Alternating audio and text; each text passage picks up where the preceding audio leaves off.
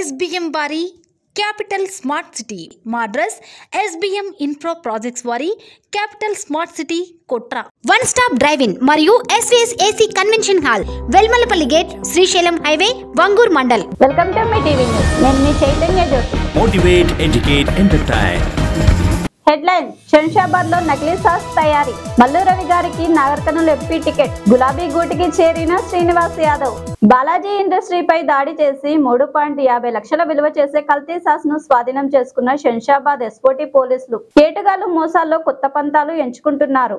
Market లో demand ఉన్న వాటిని నకిలీగా తయారు చేసి సొమ్ము చేసుకుంటున్నారు. తాజాగా హైదరాబాద్ శంషాబాద్ లో నకిలీ సాస్ తయారు చేస్తున్న ముఠాను పోలీసులు మంగళవారం అరెస్ట్ చేశారు. ప్రాణాంతకమైన రసాయనాలతో ఓ ముఠా సాస్ ను తయారు చేస్తోందన్న సమాచారంతో దాడులు నిర్వహించారు. హానికర రసాయనాలు, సింథటిక్ రంగులతో సాస్ ను ఈ ముఠా తయారు చేస్తోంది.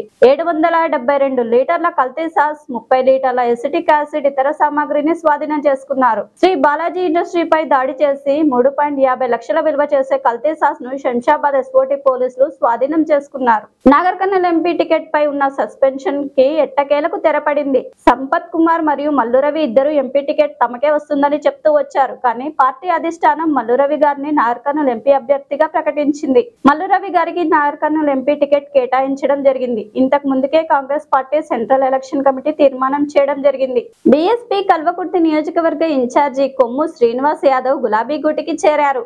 మాజీ సీఎం కేసీఆర్ సమక్షంలో మంగళవారం బీఎస్పీలో చేరారు.